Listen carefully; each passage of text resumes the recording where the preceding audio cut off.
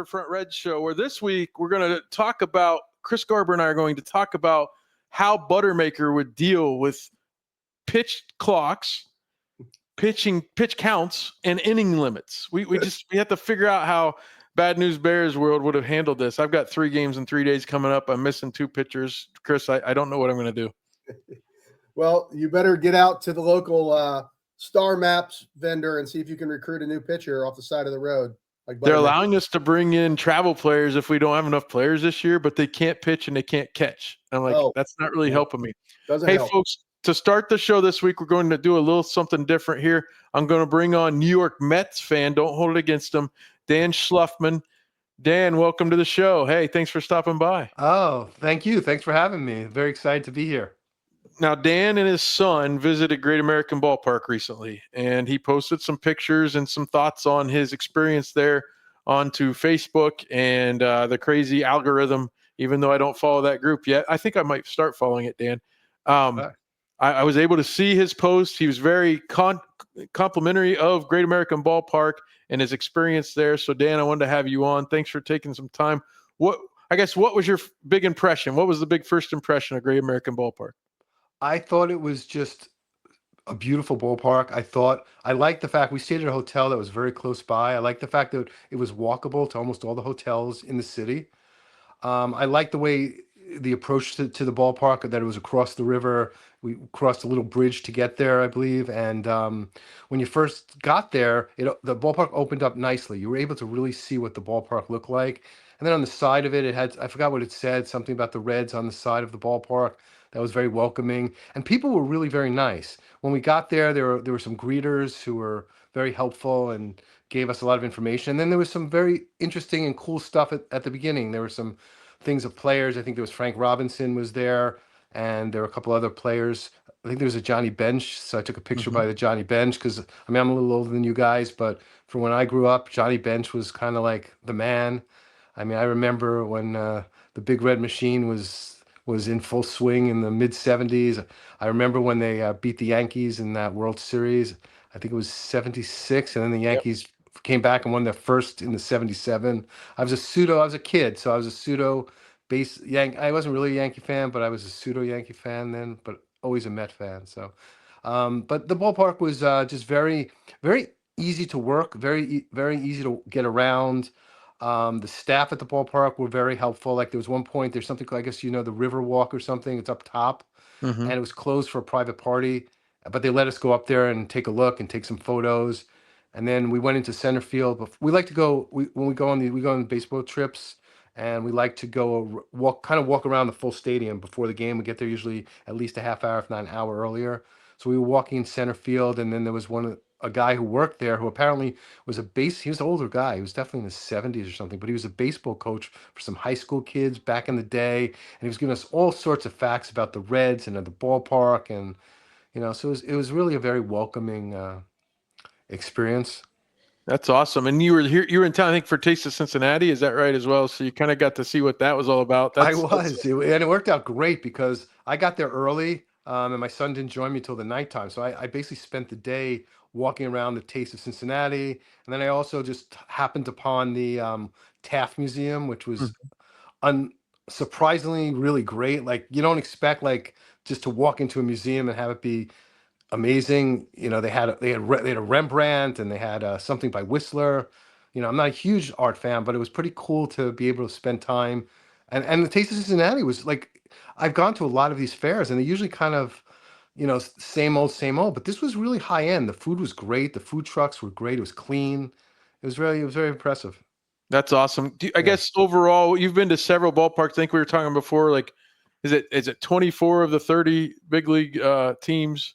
Yeah. You've been to, and actually that's the same number I have. So it's kind of cool that we are like there, but I guess how would it compare? Where would you, I mean, I'm not asking you to say it's number one or something. No. I'm happy to do it because we always talk about that. I would say it's definitely of the 20. We've actually seen 26 because we saw both Yankee stadiums and we've seen Citi Field and Shea. So it's really 26 but 24 baseball teams. I would say it's definitely 2 or 3 with the Citi Field, and which is our hometown, and Great American would be the two that I would say are 2 and 3. I probably give it 2 because I hate to give my home That's where I am stadium. too. Yeah. So I feel like saying Citi Field's 3, maybe 4. People take you seriously. If you say it's 1 or 2, people are like, oh yeah, it's just Homer. yeah. So I'm gonna give you number 2 on this, but with the proviso that I haven't been to your favorite one, Seth, yet Yeah. out in San Francisco. So I don't know that, and some of the other West Coast ones we're still waiting for. So what's your number one? Number 1 is I think is almost like a unanimous number 1 from what I see on these sites. It's PNC Bank. Yeah. Yeah. And I think it actually shares a lot of characteristics with Great American Ballpark. They're both on the water. I think both of them close down some bridges and are walkable. But the edge to PNC is the location. The whole city is kind of around that ballpark, Mm-hmm. and they have those. I don't know if you've been. Have you guys have been Oh there? yeah. Yeah, Yep. they have those yellow bridges, and they close them down to foot traffic, and it's just a really. I just thought that was just an incredible place. I 100% agree that the backdrop, that's what Pittsburgh has over Cincinnati for sure, is the city backdrop and the bridge and everything. It just looks amazing. When the sun sets, those buildings almost tend to glow. They do. They definitely Yeah. glow. And the problem is a lot of people complain and say, why didn't the Reds turn it around, right? Or whatever. But actually there's a rule on you can't have basically the batter looking straight into the sun. Oh, okay. So I think the White Sox actually broke the rule when they built new Comiskey at the time. But basically, if you're following the rules, the Reds could not have faced downtown because the batter at anywhere from 4 to 7:30 or 8 p.m. would be facing the sun, and it's against the rules and not safe. Okay, So, that makes sense. I like that. PNC was way up there for me too. They took a long time. I was telling Dan and Chris before we came on. The Reds, after the Castellinis bought the team for about 10 to 15 years there, would do something huge to kind of upkeep wise. Whereas the Pirates originally did not do that for like 15 years. Like they had the same almost like standard def video board until like 2012 or so. Like I remember going back in 2013. I think they'd finally fixed it, put a nice run up. But yeah. You can't beat Pittsburgh. It's up there for me too. Baltimore's up there. Certainly the layout, the way Colorado looks at the sunset, that's nice too. Yeah, Chris, yeah. we've talked before. What's your favorite? Well, I mean, I kind of tend to put Fenway and Wrigley Field in their own Yes, me too. their own thing. Those are both really special places. But of the modern parks, I really do think Pittsburgh's my top also. Mm-hmm. Okay.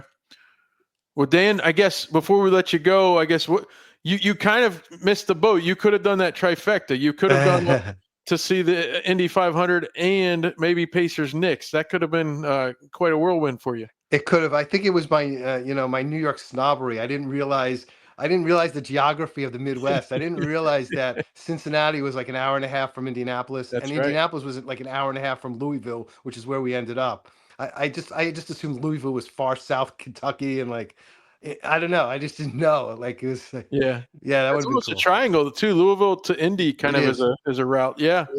It is. Did you go to a game in Louisville as well? No, what we did was we went to the Louisville Slugger Museum. Oh, what'd you think of that? I thought it was really cool. I really liked how they made the bats. I liked the whole history.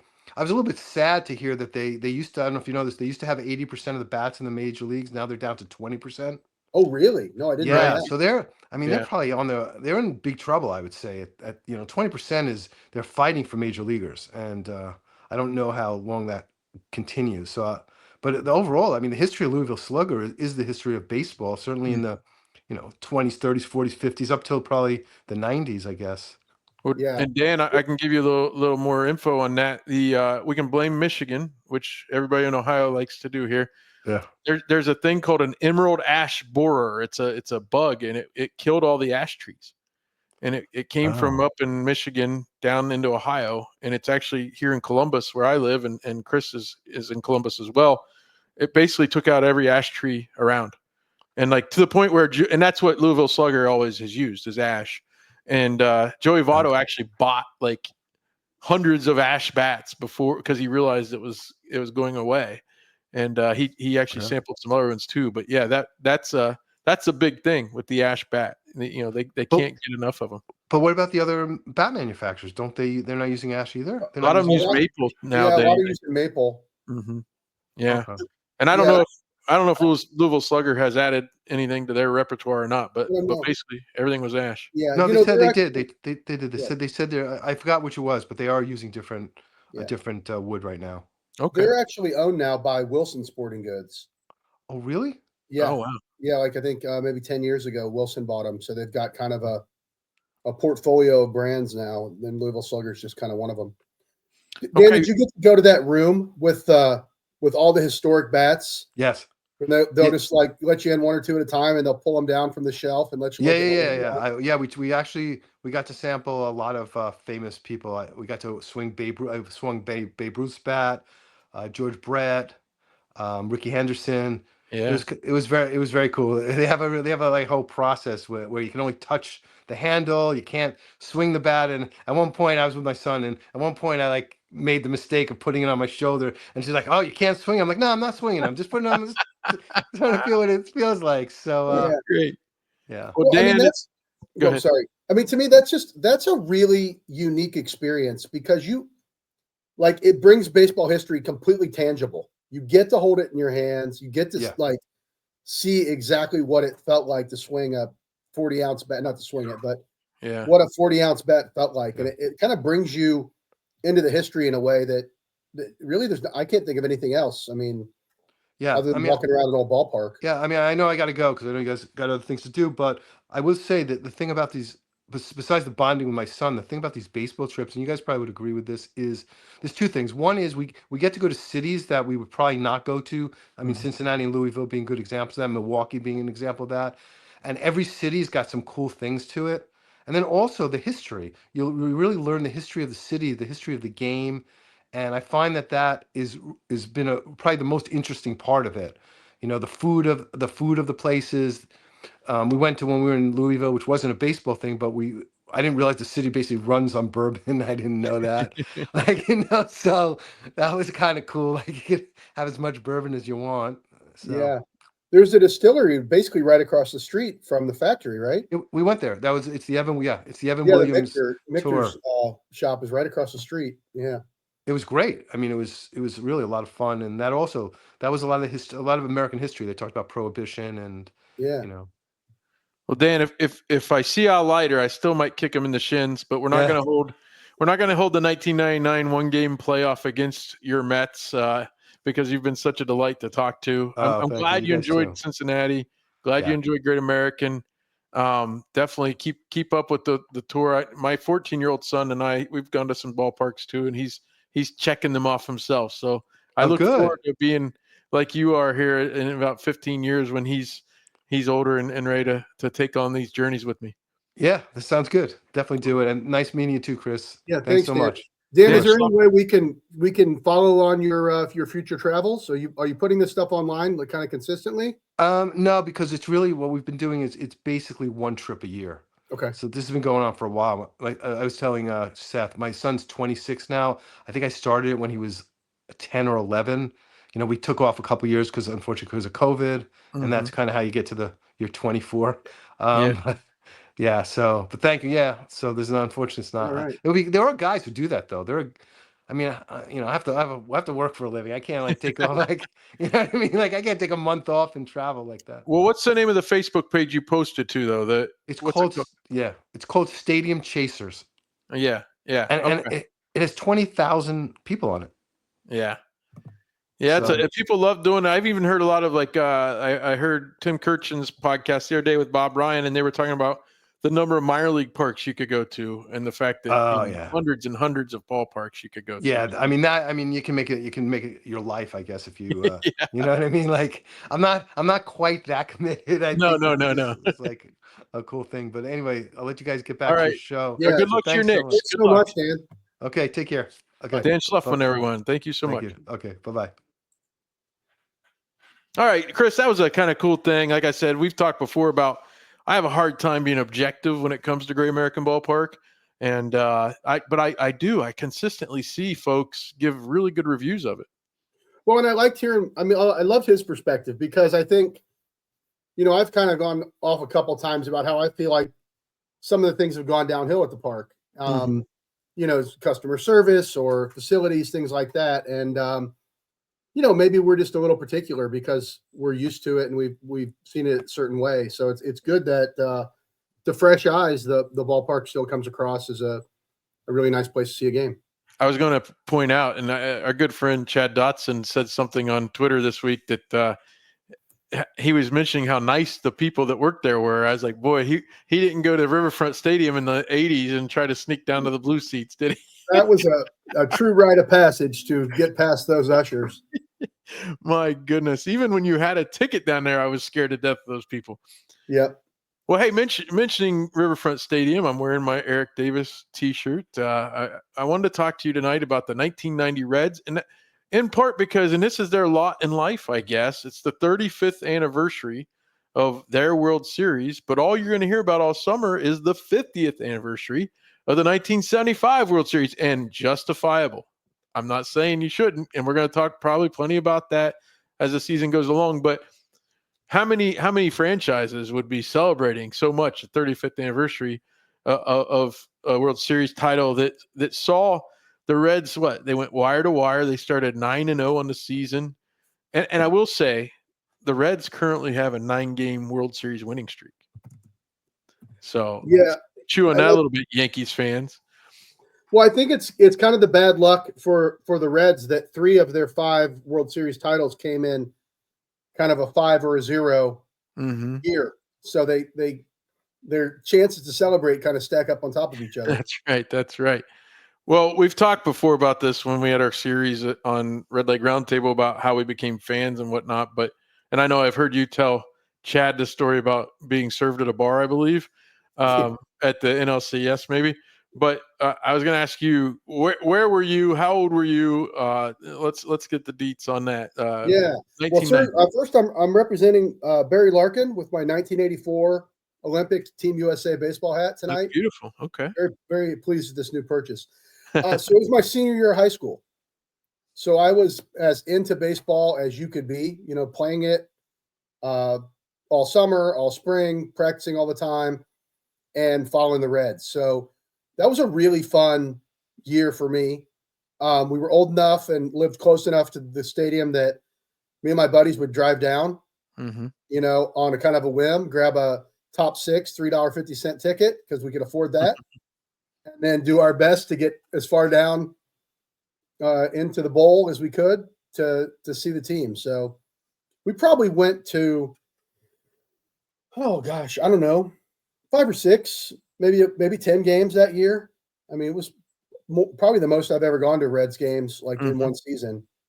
So, it was pretty amazing. And then, like you alluded to, game 2 of the NLCS, I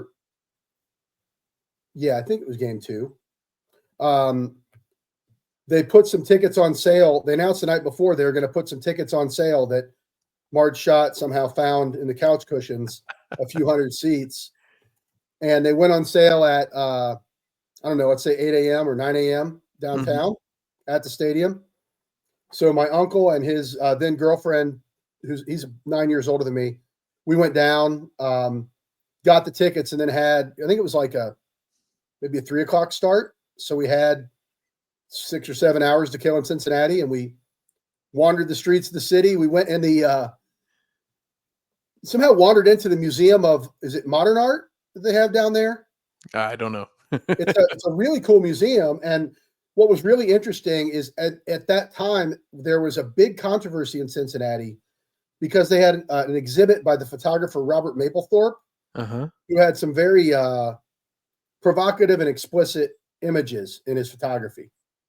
And the blue-haired powers that be in Cincinnati, very conservative city, wanted to try to stop that and block it. And there was a lot of litigation about it. And it was kind of a national news story at the time. So I didn't see that exhibit, but I was in that museum. I actually think it might have been the day that the court decision was coming down. So it was a really weird vibe in that place. But yeah, we wandered back downtown, and somehow they smuggled me into Flanagan's Landing. Any of the old heads might remember that was one of the 2 bars across the street from Riverfront Stadium.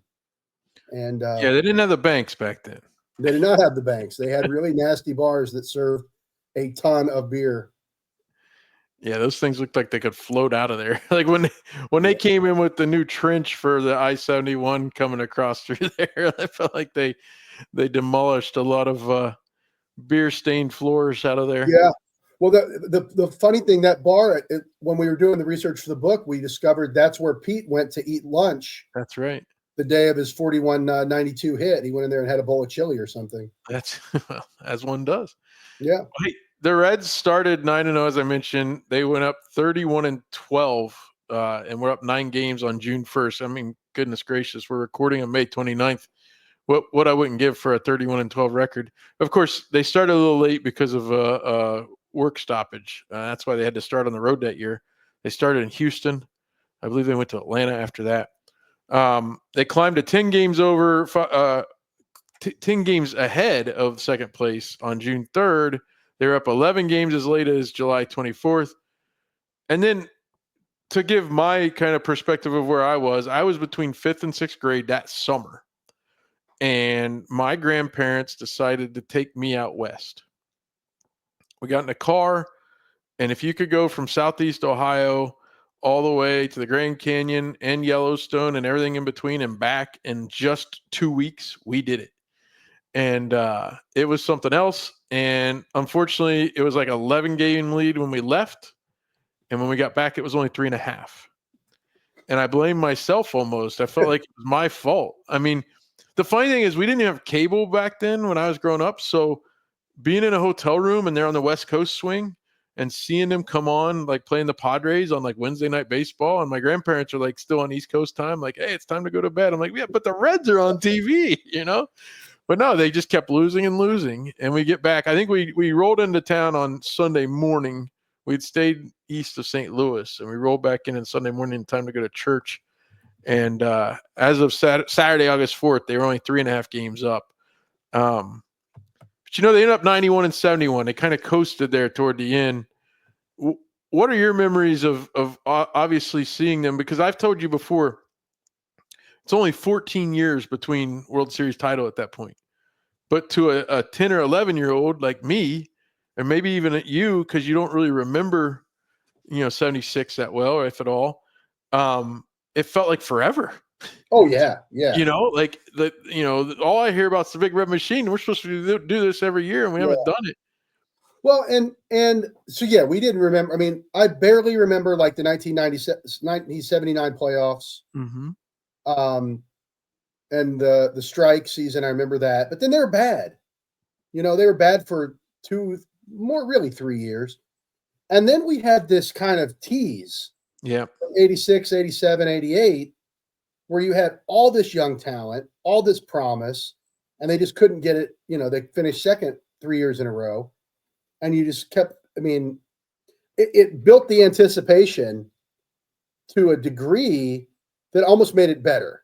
Mm-hmm. I think there's a feeling as a fan when you almost get to the mountain a couple times and you have a tough loss that makes the win that much, more special. And, the 89 season was kind of just wiped. Like that was just such a weird year with the Pete stuff. And then you had this fresh start and you didn't know like which way they're going to go. They got a new manager. Are they going to go up to where we thought, on the trajectory we thought they were on, or was the 89 season what these guys were going to be? Yeah. It reminds you a little bit of 2023 and how all those young guys came together. And then obviously they haven't finished second place 3 or 4 years in a row like they did under Pete back then. But I'll go over some of the ages here in a minute. And then my goodness, talking about you're like scaling the mountaintop or whatever metaphor you want to use. They go into the NLCS, and it's not like the Pirates had a huge run of success, but they were a lot like the Reds. They had all these younger players, including the MVP and Barry Bonds, and they had the Cy Young Award winner and Doug Drabek.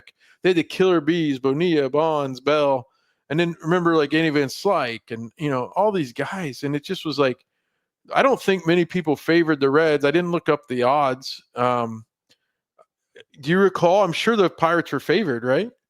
It was pretty close. I think it was kind of a pick 'em situation. I mean, the Pirates were really good. They had two good starting pitchers. The Reds were a little bit, they started out so hot, and Jack Armstrong was such a great pitcher in the first half, Right. and then he didn't do a whole lot after that. Sure.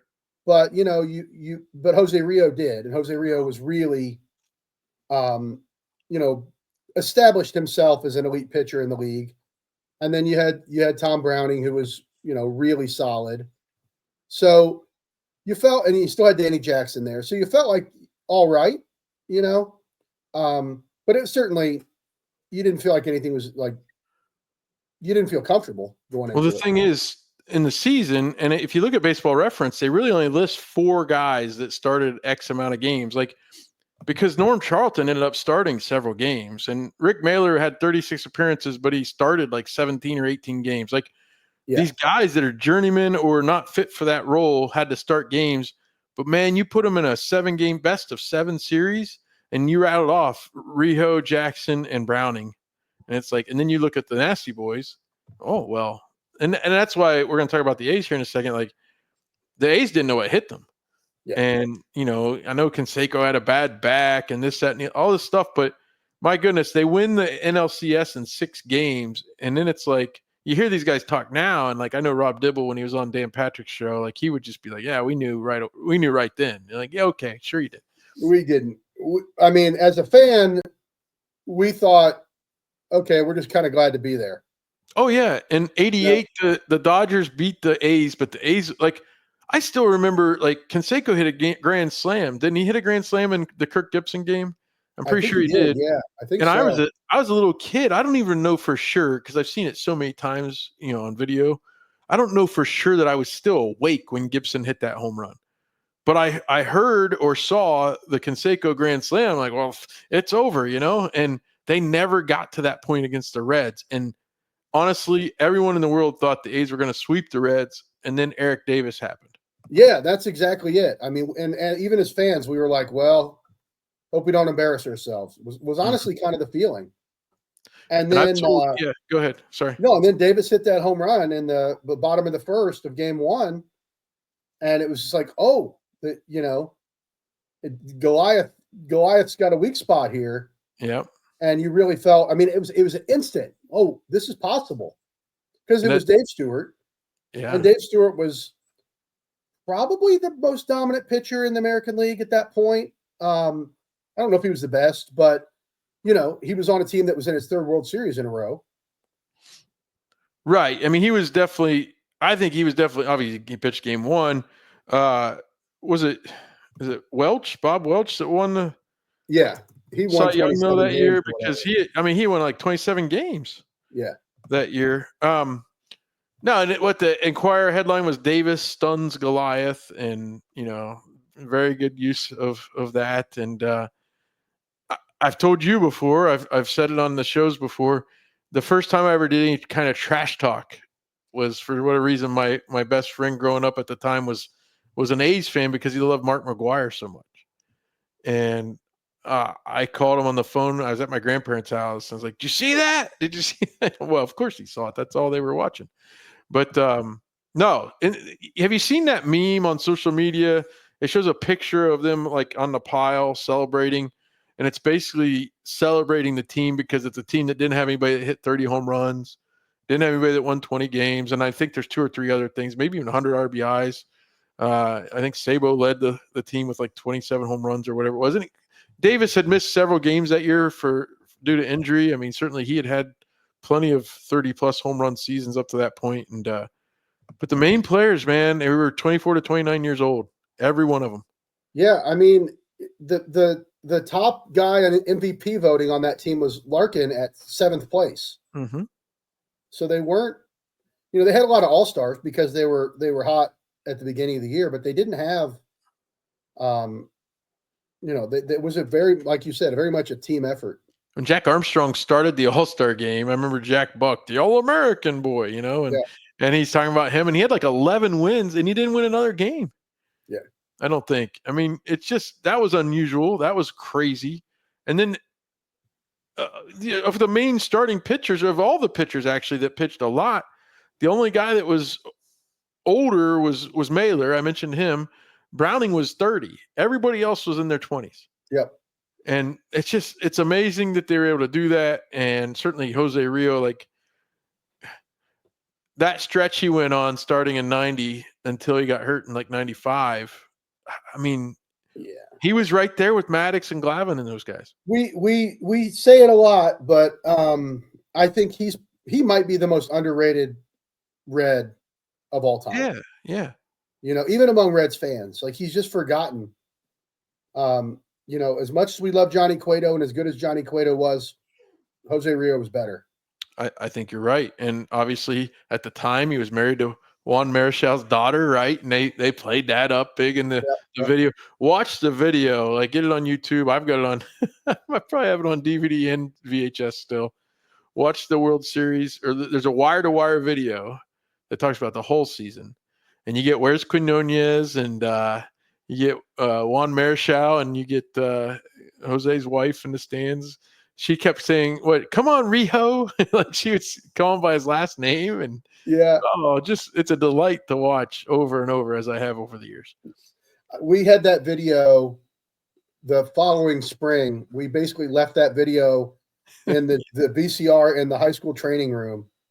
And so every day before baseball practice or games, we're in there, getting taped up or whatever. We just had that playing on a loop all year. I got some 1990 trivia for you. Okay. There was only one Red who led the National League in any statistical category. Do you know who it was and what it was? Oh, man. I don't. You're going to tell me it's like putouts or something. No. Mariano Duncan led the league in triples with 11. You know what? I should have known that. I remember that was, yes.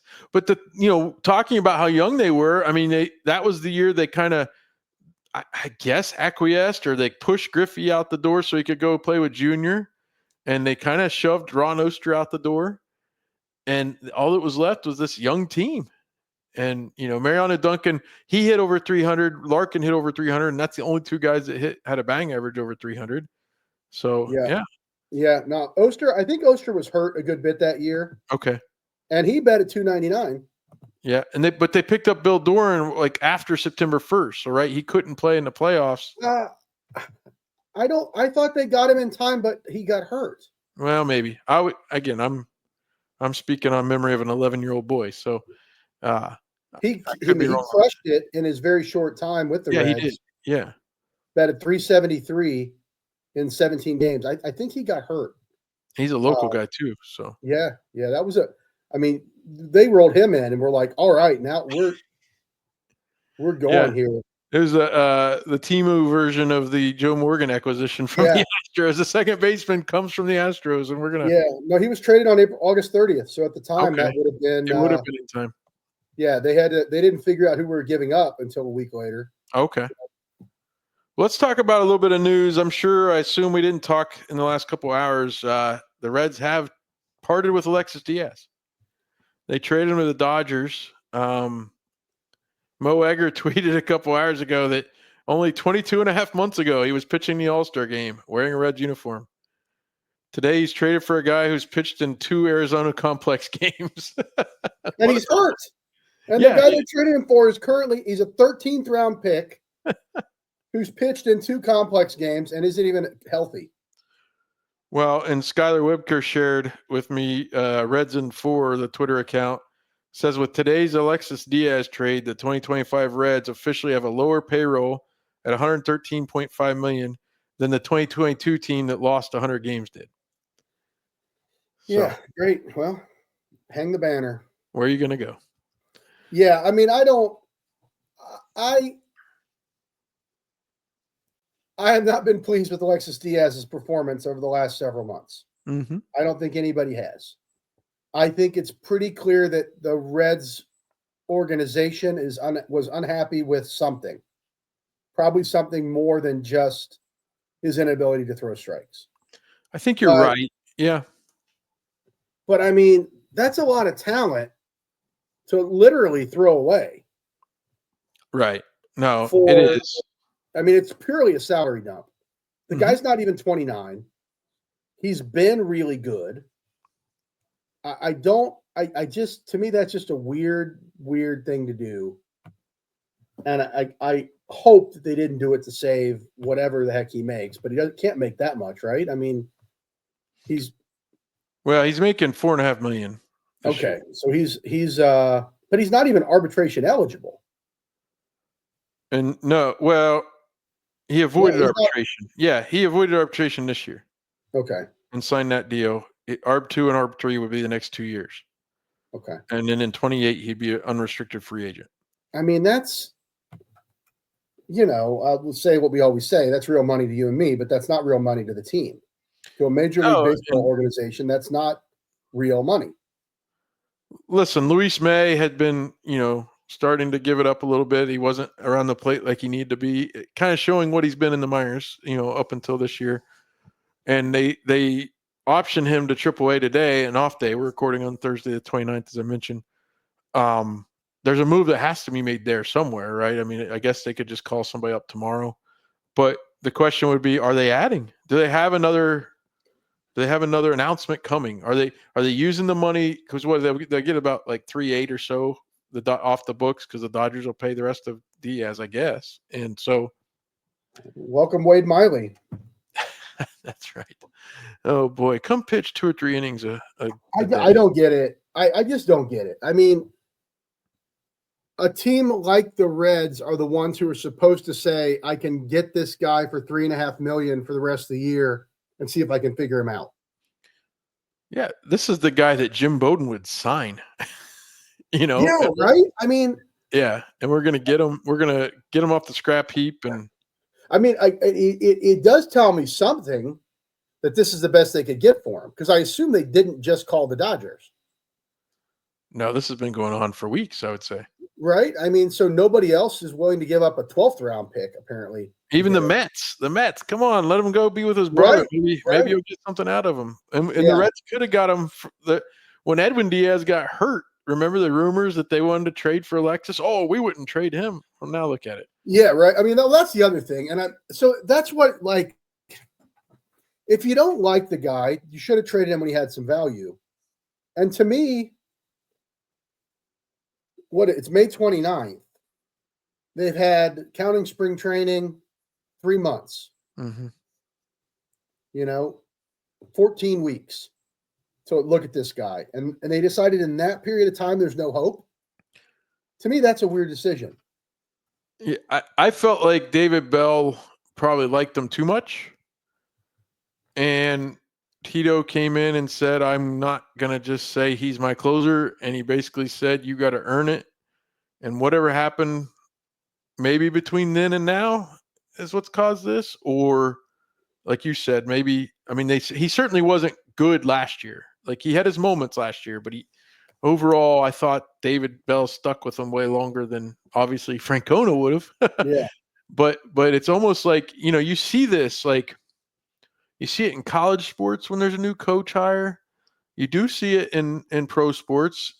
A manager or a coach just doesn't. I'm not going to give you the benefit of the doubt that the previous guy gave you. And that's fine. I mean, why not let him pitch at AAA? Yeah. Until he gets straightened out. Sure. That's what it's for. And then, there are spots. If he's lights out at AAA, then bring him up here and find spots to let him prove himself. Well, I don't know. To me, it's just weird. It feels like they're saying we got to get this guy out of here. Mm-hmm. Either that, or they got a payment due on a boat somewhere that they're not going to be able to make unless they clear that cash. The banana stand. No, but I guarantee you, follow Twitter, follow any kind of social media, follow our Slack channel. 2 months from now, when everybody's arms hanging off and 3 guys go on the injured list within 2 weeks, you're going to start to say, wait a minute, why didn't we keep Diaz? Yeah. And you're going to wonder what happened. Now, let's talk about this week. Last weekend, Skyler and Ben dealt with the Cubs series on the late night Reds Sunday night, but I did want to point out, like, the Reds led that series 21 of 27 innings, and they lost 2 of 3 games. Now, your kids had to be insufferable that weekend. I Yeah, thought I of had to you. wear it. I had to I wear thought it. of you. What, You what called was the this. number? Sorry, what was the number of runs the Reds allowed in innings 7, 8, 9? Was it like 21. 30 runs? 21. 21? Yeah. And it's a record. It's the most they could find. Ought to be. Yeah. Now, you called this, though, even back in April. I had you on the show, and you were saying, hey, I've watched them. They're good. And part of me wondered at the time, well, whatever. You're not watching that much. How could it be that good? Teams go up and down. But, man, you can just see it. It's in their DNA, and it's Kyle Tucker. The Reds should have gotten Kyle Tucker in a trade if they could have. If they just should have done it, if anything, to keep him from there. And Pete Crow Armstrong, I'm going to hate that guy for 5, 6, 7 years to come. I mean, he's a blast to watch. I got to admit No, it. he's Like so good, but he's man, done some kind of deal with the devil because that. I mean, he has no play discipline whatsoever, but he's got a boatload of bat speed, and he plays like Ryan Friel style energy yeah, he out there. does. He does. I mean, that guy, he's on a heater like I can't remember in a long time. Yeah. So yeah, they're good. They've got a little bit. I mean, they're not as good as like the late teens Cubs, the World Series Sure. Cubs. That team, their lineup, it felt like they would grind you into dust. Mm-hmm. Like everybody in that lineup was going to give you a good competitive at bat. They were not going to swing at junk. And if you gave them a fastball down the middle, they're going to crush it. Like there were no rest breaks for a pitcher in that lineup. Mm-hmm. I don't think that the 2025 Cubs are quite like that, but man, their timing is incredible for when they get kind of big hits and when they stack up runs. Pete Crow Armstrong already has 3.2 WAR on Baseball Reference. And I got to tell you, I started Friday thinking I'm going to hate Pete Crow Armstrong. And I use the hate advisedly. It's a baseball player. Okay. But I think I'm going to hate him for so long. And then Seiya Suzuki actually ended up being probably the best hitter on the weekend. I mean, that guy was killing everything. He had that line out that Friedel caught, which was a really, really good catch. And the next at bat, he put it 1 foot in front of that. And Friedel couldn't catch it. Oh, but my goodness, Chris, the roller coaster continued. They went to Kansas City and looked like the better team for 3 games. I mean, they lost the third game 3-2. There was some real weird bloopers off of Hunter Green that I still understand how a ground ball that the only reason McLean didn't get it was because the runner kind of deked him a little bit. And the guy scored from first on that play. And it was like, what? Why? How can that happen? And then did you watch that game at all? Did you see the highlights? Like Jonathan India made a play in the 9th inning that his closer was about ready to buy him a steak dinner before the game was even over for. And I've never seen Jonathan India move that fast, that far. I didn't either. I didn't see the beginning. I was at, I don't know where I was. I think my son had a game or something. And I missed Hunter Green's portion of the game. So I'm glad to hear. I could not figure out from watching, Gamecast how that guy scored from first. But. No, it made no sense watching the play. Friedel or somebody was asleep. McLean dove for it, but I couldn't believe he scored. And the third base coach was sending him the whole way. I'm like, oh, we're going to get that guy easy. And then the throw came in like 2 seconds after he slid it safely. And I was like, what are we doing out there? No, I felt like Hunter Green, start 2 after coming off the IL. He missed 2 starts, about 2 weeks or so. I felt like he just still looks a little rusty. I was wondering, I mean, it feels like, I guess they've got him on a pitch count to ease him back in, or they do, but he was what, 89 or he was high. He's still just not pitch efficient. No, the first inning was he's not.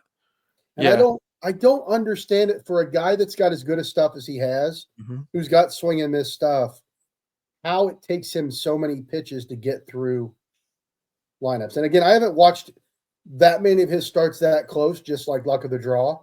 But is he nibbling? Is he just like wild at times, or does he like what are you seeing that leads to that?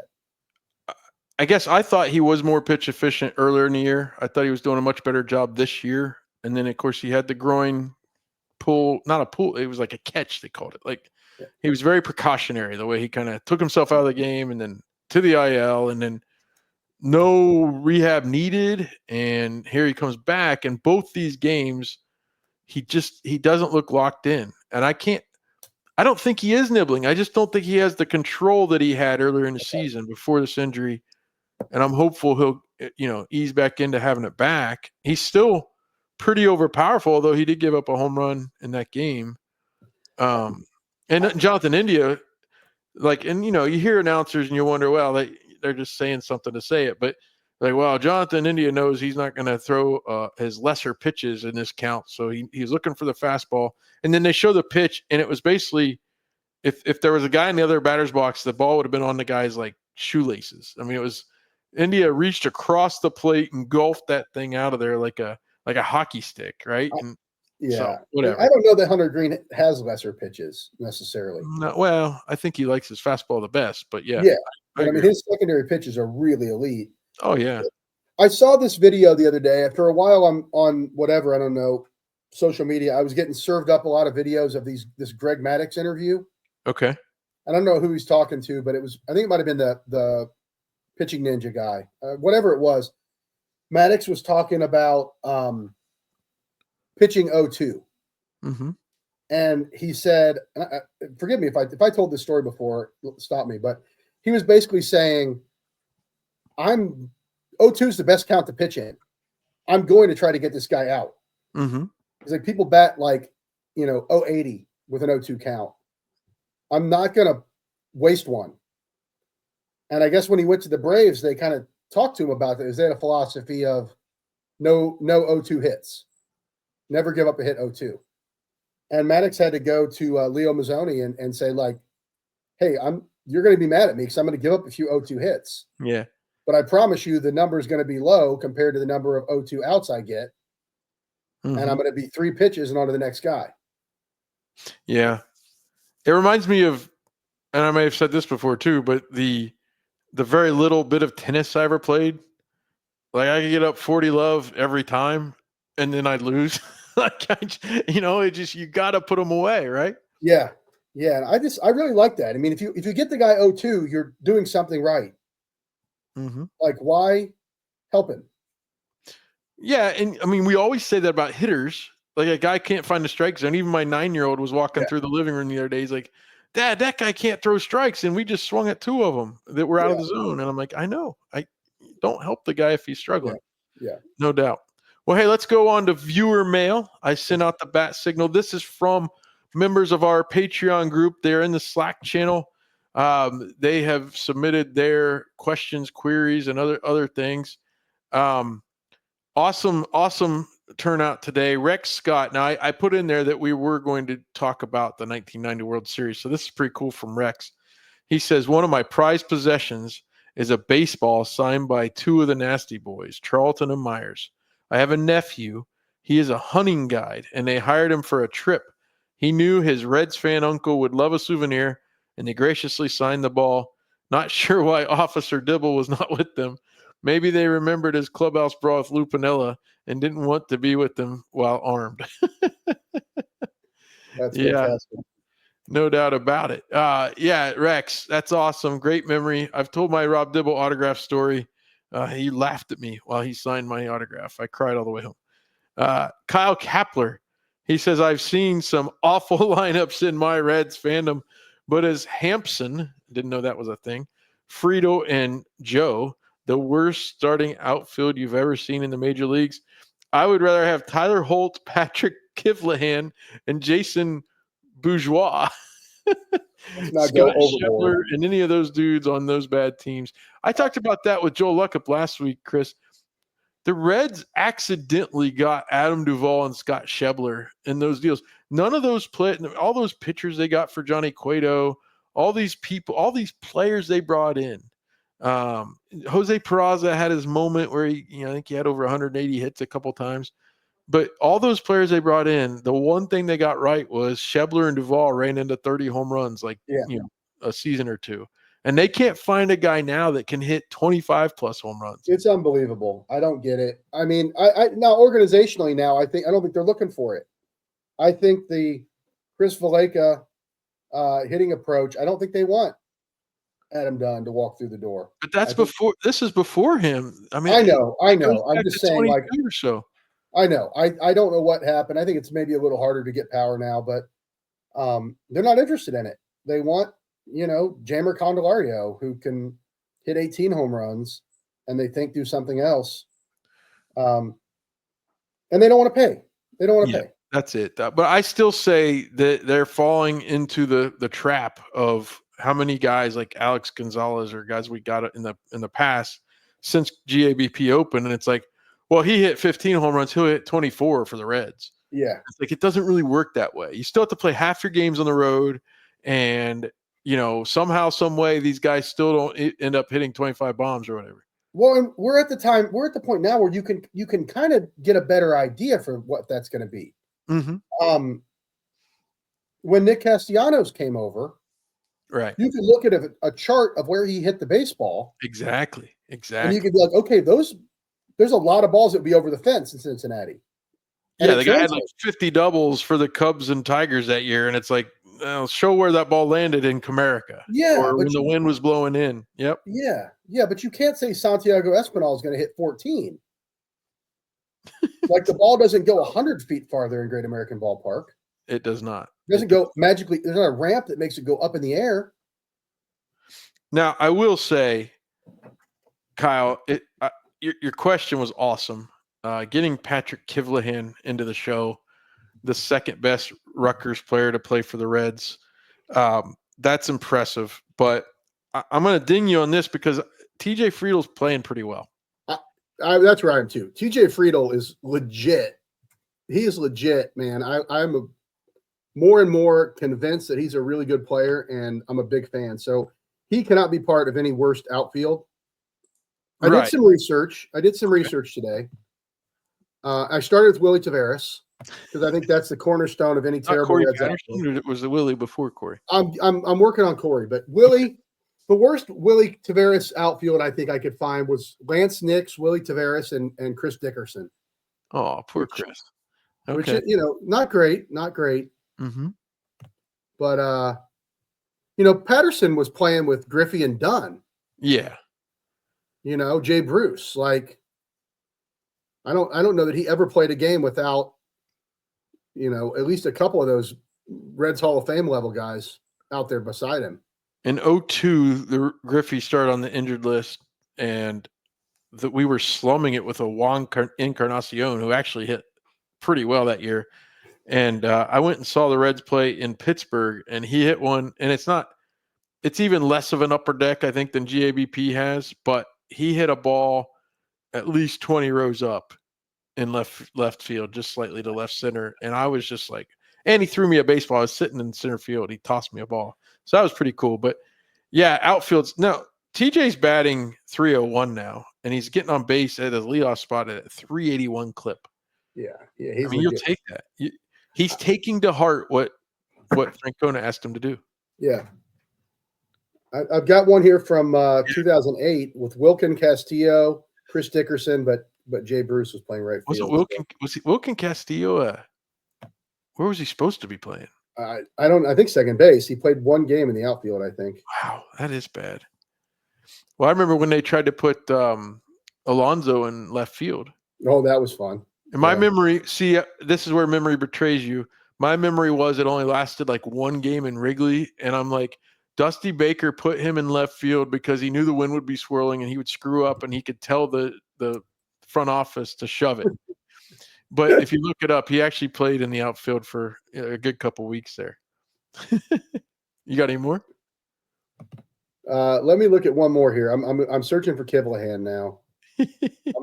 I'm going to look at Kivlahan's very brief stretch in 2016 and see who he played beside. There's some pretty rough customers on there. Kyle Waldrop, Steve Selsky. That was quite a year. I wonder if we've got a Kyle Waldrop, Steve Selsky outfield in here at any point. Isn't this the best thing about baseball, though? Oh my goodness. It's not even. I mean, we want to see the Reds win and be good, but looking at these is just as fun. All right. I've got some contenders here. I've got Duvall, In left, Selsky in center, and Kivlehan in right. Oh man. With Tim Adelman on the mound. Yep. Jose De Jesus at second base. Peraza at short. Ramon Cabrera behind the plate. You had Votto and Gino Suarez in the lineup, but that's pretty rough. That almost sounds like a dusty Sunday lineup for Cueto. Yeah. I'm gonna put. It's like, hey, we're treating every Sunday like it's a road spring training game. I've got to have at least 2 starters, and that's it. How about? Can I interest you in a Selsky, Holt, Shebler outfield? Oh, that's gross. That's pretty rough. That's pretty rough. Shebler, I'm apologizing to his family, but Shebler always felt like, to me, the kid that thought he was a really good outfielder, but he really wasn't. Like he's like, no, I'm good at this. Really, I am. No. Selsky, Holt, Shebler. How about Tony Renda? Oh yeah, Scott Shebler, and Tyler Holt. I've got one for you here. This is a 2018 Topps Heritage. It says 2017 Rookie Stars, and it's got Tony Renda and Wandy Peralta. There might be a Yankees one with Aaron Judge on it. So, yeah, well, that's man. That's one you just like. Can you skip us this year? Yeah, exactly. Joey Gaditza, Canadia's finest. He says, I was 13 in 1990 and Joe Oliver was my hero. Is that the saddest thing you've ever heard? Listen, as an 11 or so year old kid, I thought Joe Oliver was going to be an all-star catcher. Like, I was just amazed at his arm and his, everything about him coming up. And I didn't get to see Johnny Bench. So I don't know what you thought, being that you were much older than me at that time, but we like Joe Oliver. We like Jeff Reed too. We were still missing Dan Wilson a little bit, I think. But actually, no, he was coming up still. Oh, you're right. You're right. Yeah, he was after. Lou got him when he went over to the Mariners. He got him in that trade. That's right. But Joe Oliver was only 24 in 1990. That's crazy, isn't it? He was 23 years old when he came up. He played 49 games in 1989.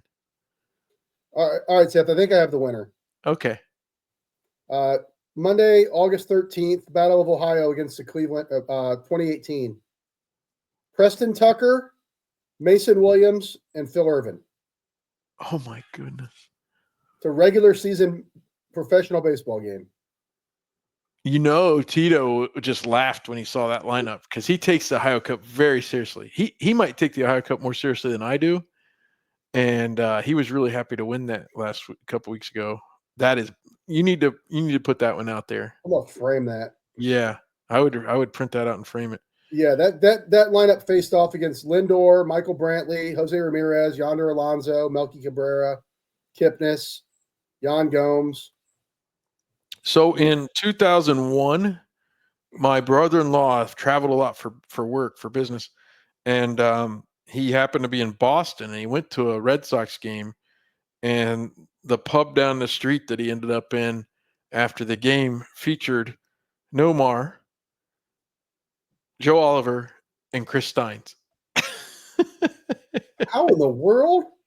Yeah, that's funny. I remember. I think he has pictures. He has 4x6s of those guys all at the same place. Chris Steins. Chris Steins plays in 96 games for Boston in 01. The finishing pitcher for the Reds in that Battle of Ohio game was Brendan Dixon, the infielder. I guess you're telling me that the Reds lost 10-3. 10-3. In front of 20,607 at Great American Ballpark. Yeah, and that was in that run of years. I'm guessing what day of the week was that? Because Monday night. Yeah, MLB, like it used to be, they put it on the weekend and they would sell out and get the Cleveland fans to come down. And they thought they were going to goose attendance in the during the week. And, the Reds are super happy when the Cubs series is a weekend series because they know they're going from 30,000 to a packed ballpark, basically. Yeah. All right. Sid Price says, what are the Reds doing? What is the point of the Diaz trade? We kind of answered that. Dwight Kelly said, watch the Dodgers revive him just because. I heard actually a Dodgers fan. He's a reporter for Ohio State. I saw on Twitter today. He was actually complaining about the Dodgers bullpen. I was like, man, you've got 5 guys that would be closing anywhere else. Like, don't give me anything about the Dodgers bullpen.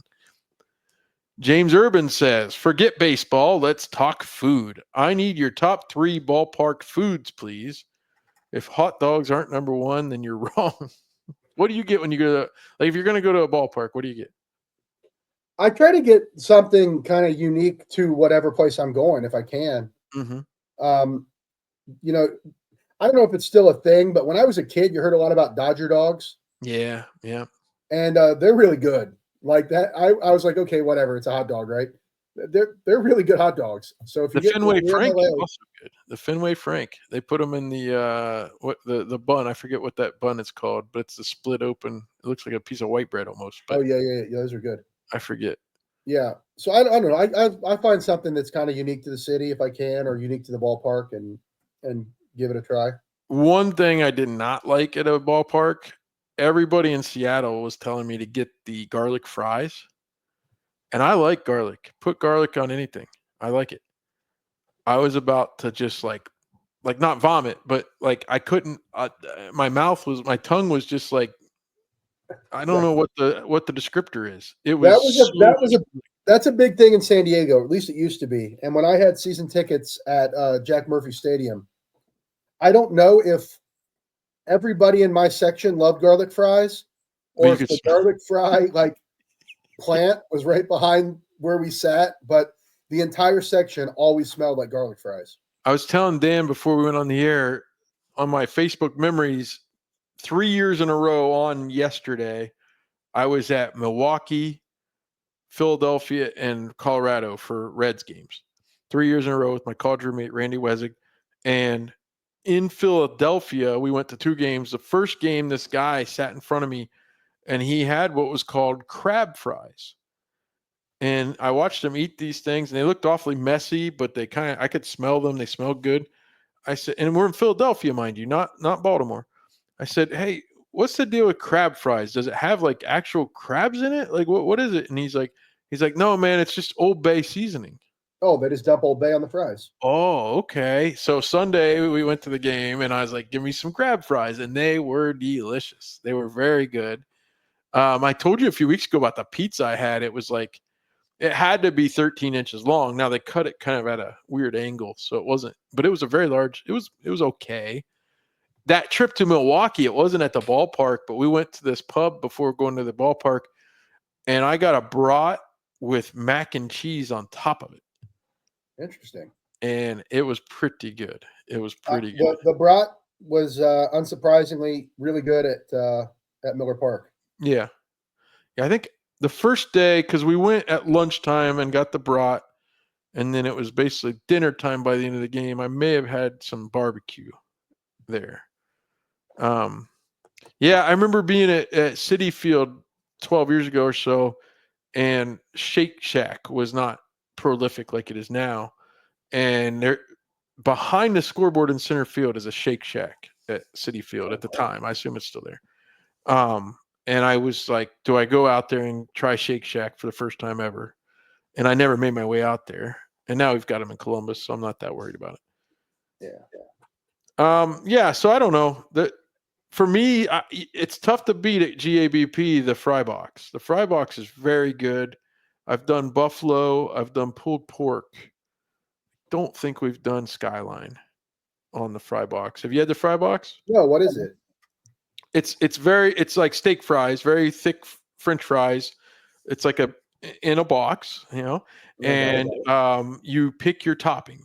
And so pulled pork is basically like Montgomery and pulled pork on top of it, and you get a fork and you just eat it all together. And I mean, again, ballpark things are expensive, but I felt like at $10 or whatever I paid the few times I've gotten it, it's plenty of food to fill me up. And, if you wanted to share it, you could, but like, again, for spending X amount of money for ballpark food, it was way more food than I needed. So it's good. Nice. That's down the right field line at the GABP. Good stuff. All right. We have one more and then we'll have to get out of here. Okay. Andy Mace, thanks for chiming in, Andy. He's very complimentary, but he's got another question. He says, Seth, great job taking over the show. Will we ever see a Dotson brother back on the podcast? I will say this, and Chris, you can chime in if you'd like. When we did the kind of going away deal with Chad told me that he wants to do the show when he can. And open invitation, he's welcome anytime. I know he's still super duper busy. His job is keeping him so busy. It's really, I was looking back at the archives. Chad, before his going away show, aside from appearing once or twice with me on Red Leg Roundtable for some questions I wanted to ask him, I don't think he was on a show after like mid to late July last year. Yeah. And so he's so busy with his job. It's understandable. He won't have this job forever. We'll see what happens after that. And Nate also very, very busy. And, he's got an open invitation because he never really got to say goodbye. Nate didn't get to come on that night. And so, yeah, as far as I'm concerned, they're welcome anytime. And we'd have them back at any time they'd like to come on. I know you probably don't get to talk to Chad near as much as you'd like either. Yeah, no, I'm sure we'll hear from him again when they get a chance to. They're still following the Reds. Oh yeah. You can see what they have to say on Twitter sometimes. I don't always agree with Nate, but I do like his passion. That's for sure. So no, open invitation to either Dotson brother. Frankly, they've got other brothers too. Yeah, I was going to say we got other brothers we can talk to. One of them's a published author now of fiction. Yeah. Yep. So good things for the Dotson family and very successful. Both Nate and Chad are. So certainly, don't stop following them on socials, and they do engage sometimes in our Slack. So if you're on Patreon there, you can take part in that. But again, Chad and Nate are welcome anytime. And I am going to try to get them back. I'll shoot them an email or a text about every month or so saying, hey, you have time? And if they can, they can. So we'll see. All right, Chris, are the Bengals ever going to sign their top draft pick? They will. I don't know what's going on. I don't know how much of this is normal stuff that goes on that just gets reported because it's the Bengals. It's the Bengals. I mean, it gets reported because an agent leaks it or a dad leaks it, and it gets hyped up because it's the Bengals. A week or two ago, 11 first-round draft picks were still unsigned. So it's not just the Bengals. No, I just like to see him practice. I know. Here's this guy that has a lot to learn to be able to fit into the freak of nature athletic skills he has, and he's standing there in shorts. Yeah, I'm a little bit like, buddy, you're not helping yourself. No. That's my point of view on it. I just don't think whatever they think they're accomplishing, I don't think it's to their advantage. I really don't. It's like a Simpsons episode where it's like, yeah, see, we're tired of all these holdouts, so we're going to put them in slots, and then they'll have to sign. And then the Bengals find a way not to sign them still. Yeah, I know. It's funny. I mean, that's business, right? But if they take away, like, there's 99 things you can't negotiate about, well, guess what we're going to do? We're going to spend a lot of time on number 100. This is how we do things here. You can take it or leave it. All right, you can take us or leave us.